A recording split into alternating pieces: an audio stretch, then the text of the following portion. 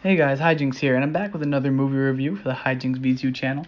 If you guys are not part of the main channel, which is Hijinx, you guys should totally check it out. I'll have the link down in the description below. But here with another movie review, and that movie review is Terrifier. Now, here's something about Terrifier that's going to be interesting. Hellfest is in theaters, so you guys might not be able to check that out. However, Terrifier, you guys can check out on Netflix if you do have Netflix. Netflix is about $13 a month.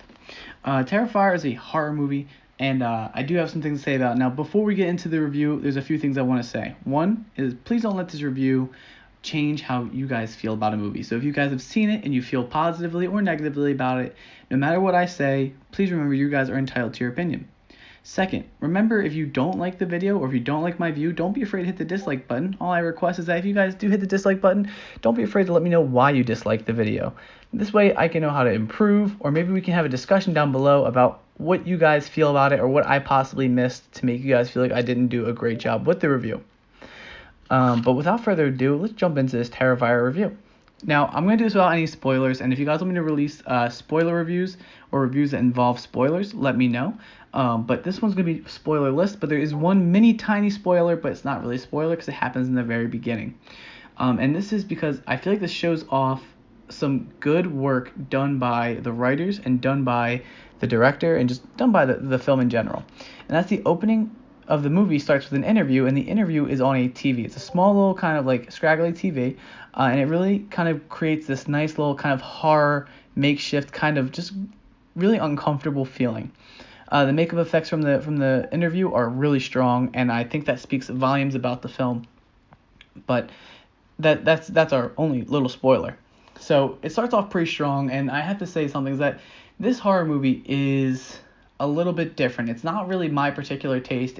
And other reviewers and other people who are into the horror genre really love this. And I'm really into the horror genre, but I can't say this is my favorite horror movie.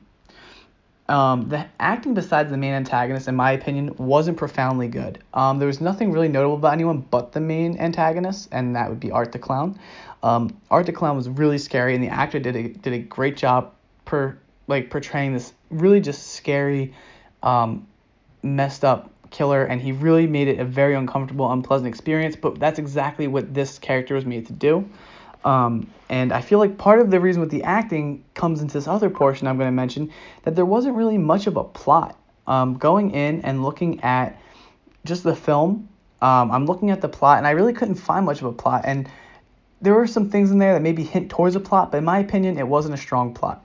People got there, things started happening. There was no real end goal besides survive the night, which is fine with other films, but other films do a great job with tying this into a bigger, more meaningful plot and a bigger, more meaningful storyline. And I just feel like this didn't really meet those requirements. Now, this doesn't mean that the film was bad. This just means that, in my opinion, I feel like it got so caught up in being scary and gory that it forgot all about the real things about strong plot elements. The makeup effects, as mentioned by the intro, or what I was talking about the intro, is that they're really good. I feel like the costumes, the makeup, and everything that went into the design was really just wonderful. I feel like the people who did this, the makeup artists, all that, they really put their heart into this, and I feel like this was really the focus of the film, was creating really good makeup effects and creating really good kill scenes and just making horror in that aspect. But for me, I feel like horror movies require a little bit more. A really good horror movie, I feel like, does this and doesn't have the killing or the good makeup effects would be A Quiet Place. A Quiet Place didn't really have the best makeup because there wasn't really a lot of on-screen death. And I feel like that it did just fine with its strong story that made it a little bit scarier and just how it built up its atmosphere. The dialogue itself wasn't very amazing. There's a few dialogue things, and I won't really mention it because I don't want to do any spoilers. Again, if you want a spoiler review, I can do so. The dialogue wasn't very strong. It didn't sound believable, and the whole time it just sounded like really cheap ways to kind of integrate characters and show their relation. And I feel like there's better ways, like show, don't tell. And I think they did a lot of telling, but not a lot of showing. And the writing itself, I just felt like the writing wasn't super, super strong. And again, I know that a lot of people here, it was their first time working on the project. But the design was great for creating this like kind of helpless emotion. It was very, very intense. And there were very tense moments that built up pretty well. So while the acting itself wasn't profound, the acting done in like these tense moments was pretty good. And it really did make me feel a sense of dread and tense for each character. I was able to kind of predict a lot of what was going to happen. I felt like a lot of it was very easily read. But I just feel like the writing itself and all wasn't super, super strong, but the emotions and tenseness behind it definitely was. And the gore effects, like I said, were all amazing. But a lot of the reasons that I didn't particularly find myself to be so immersed in this film was I just felt like there was just so much focus on the kills that we didn't really get a full movie out of it. And with it being mostly predictable, I didn't really have that sense of fear because I kind of knew what was coming next. You see, the thing about fear and scary is the fear of the unknown. And when you know what's going to happen, in my opinion, it negates the fear because I know what's going to happen. And I feel like as good as the effects were, as good as the kills were, and as good as these tense moments were, the lack of fear, it really kind of took away, and the lack of plot and unpredictableness of it really took away from the quality of the film, in my opinion. Again, the kills and all this, if you guys are looking for good kills, good gore, then this is definitely a good film for you. I myself am not a gore hound. I myself don't really find myself getting too involved in gore in films. Now, being a gore hound isn't a bad thing at all. I have tons of friends that like films purely for gore effects, and there's nothing wrong with that. Everyone has their own particular tastes, but I find myself getting more immersed in the horror films that have a plot. I feel like all the characters were really just setups to show the effects, though. I really feel like when I say this film was really focused on kills, I feel like all the characters were just kind of cannon fodder. They weren't there to stay, and you could kind of see that in a lot of their interactions.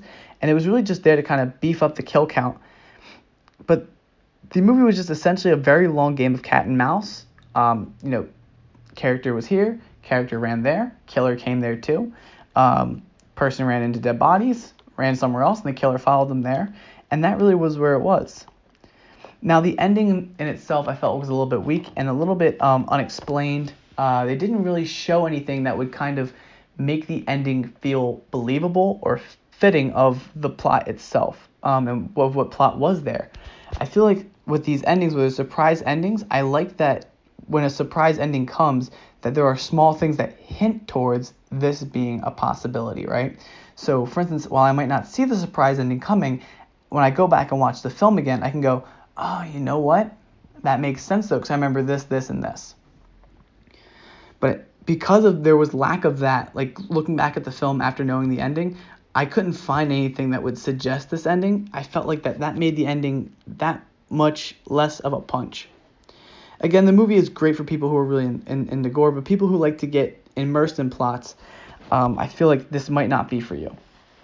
But the best way to say it is I feel like this was a Saw movie, except, opposed to it being Jigsaw using traps, it was the killer doing it himself, and that the plot wasn't really there, where the Saw movies have a long, intricate, intertwined plot. If you guys are really into the Saw movies, if you're into Hellraiser, movies where gore is the essential nature of the film, I think you guys will really, really love Terrifier. But if you guys are into movies like I am, where there's a lot more plot and explanation, where there's some twists and turns, and it seems like there's a lot more immersiveness into the actual story itself, then maybe Terrifier isn't for you. By no means am I dissing Terrifier. There are plenty of good things about it when it comes to the effects and what it was doing. I feel like it did a great job doing those particular things. I just feel like the movie would have been stronger if we would have had something a little bit else to kind of back it up. And for anyone that's offended by the review, I am sincerely sorry. And guys, don't be offended or be hurt if you're a gorehound. Gorehound just means that you're someone that really, really loves gore in films, and by no means is that an insult. I have tons of friends, again, that use the term gorehound to describe themselves because they really like gore in films. So for Terrifier, in my personal opinion, I'm not going to put a number rating on it because, like I said, I feel like the numbers really subtract from the rating itself. I feel like the movie is strong in what it does. It's just not my particular flavor. For those of you who like a plot, I wouldn't recommend it, but that doesn't mean to not watch it if you're really, really looking for something. For people who are into gore and into makeup, people who are trying to get into that industry, people who like special effects, makeup, and studying it, this film is definitely for you guys, and definitely don't be afraid to take a look. Again, this movie is Terrifier. It is on Netflix and available right now, and I do kind of suggest it for those of you guys who are kind of getting into that kind of makeup industry. And I hope you guys did enjoy the review. Let me know any reviews you'd like to see me come into further. And we can go and talk about them. I do have another one pre-planned, but you guys let me know what you guys would like to see me review next. I'll see you guys next time, guys. Peace.